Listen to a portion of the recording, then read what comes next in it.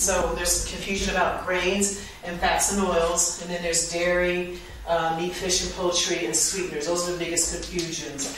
And the top two that are in red are part of the two lies that are killing Americans today. Telling us to eat our whole grains and avoid fats is actually hurting us more than helping us. So let's spend more time on those two, because that's what's really hurting us. Because again, I said the cell is made of fat, and we're so afraid of fat, we don't want to eat fat, but it's killing us. And we're eating all these grains, which is causing the inflammation. So why are they doing this? Why are we being told to eat this way? What do you think? Economics. Money. Yeah, there's a lot of money in that, and I'll get into that. Like a lot of our processed foods are, they're money makers. Like I guess a good example is, look at a loaf of bread, okay? It doesn't mold, does it? No. It's not even refrigerated. I used to make my bread, and it would, if you don't eat it within a week, it was bad. You know, you just threw it away. But I'm talking about the bread in stores. It just sits on shelves and it doesn't mold because it's dead. It's devitalized. There's no nutritional value in it. And they do that for a longer shelf life, so they can make their money. So it's all coming, it all goes back to money. A lot of people are confused about this. Does eating whole grains help weight loss and disease? What do you think? Answer that question. No, it doesn't.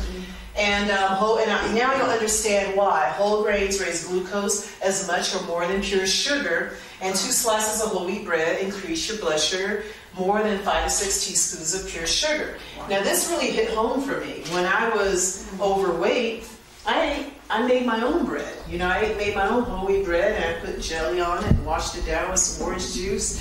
So I was thinking I was doing good, right? This was part of my journey.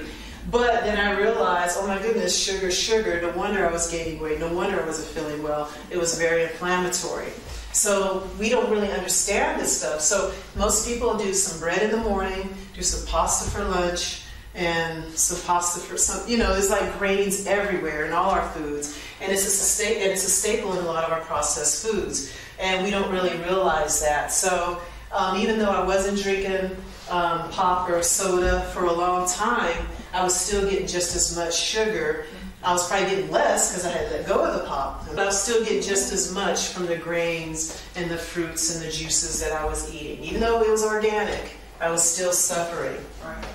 And I mean, look, studies show daily consumption of high levels of grains cause obesity, osteoporosis, diabetes, arthritis, allergies, infertility, depression. I got a story about depression. I mean, when I was pregnant with my first child, I craved burritos.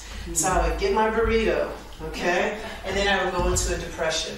And I couldn't figure it out. I'm like, what's going on?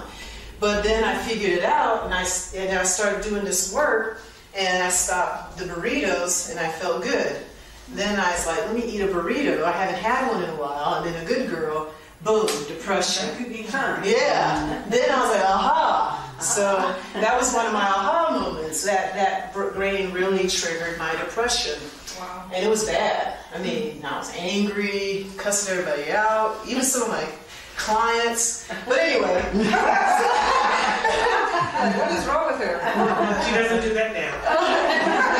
Not anymore, but Veranda's back there. Veranda. Am I better? Did she say so? So yeah, it's good for anger issues, anxiety, schizophrenia. They say that a lot of time, oh yeah, schizophrenia. I had a client, her son was schizophrenic. I was like, just stop giving him weight, see what happens. So I don't think she did it because it was too easy. Yeah. But I was just like, just do it. And then, you know, other deficiencies as well. You know, it inhibits vitamin D metabolism. And how many people have low vitamin D these days? Just about everybody. So a lot of this is coming from deficiencies because you need other nutrients to metabolize vitamin D. But we're getting all these vitamin D injections and things like that, but that's not the problem. We just need to get healthy. So here we go, the high-carb diet I put you on 20 years ago gave you diabetes, high blood pressure, and heart disease. Oops! I saw that and I was like, that's exactly what's going on. Okay? Oh yeah, I got some notes right here. You know, even, I talked about grains a lot, But I'm surprised I didn't get this question, but beans. I was a big beans and rice person as well, especially when I was a vegetarian. That was making me sick as well. Then I found this statistic, beans are high in starch. 3 cups of beans, so those who are vegetarians want to get their protein from beans, 3 cups of beans, which is about 123 grams of carbs. Okay, who's going to eat 3 cups of beans, first of all? To get the same protein in 6 ounces of fish, meat, or chicken, which is 0 carbs. So that's why it's not good, especially for diabetics, pre-diabetics, and people with autoimmune disease. At the time, I didn't know. I was like, I'm eating my beans and rice, I'm eating my whole grain bread. Why am I overweight? I just couldn't get it. But this is why. Even beans was causing the issue as well. Oatmeal, rice, all grains really. Especially if you have metabolic issues, you want to lose weight, really watch your intake of grains. Any questions about grains before I move into the second lie, killing Americans? Yes. So the grains are totally out of bad. I would say for people that I'm working with, that's one of the first things I do. Okay?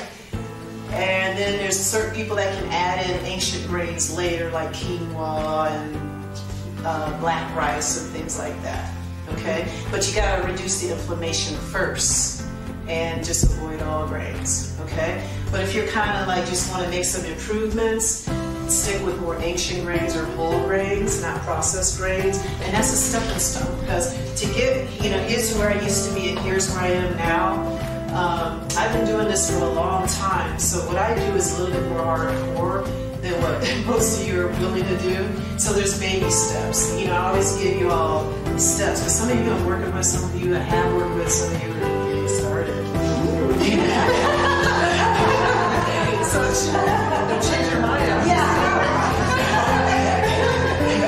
So there's stepping stones. So there are some stepping stones to that. But the more you implement, the faster you'll get better.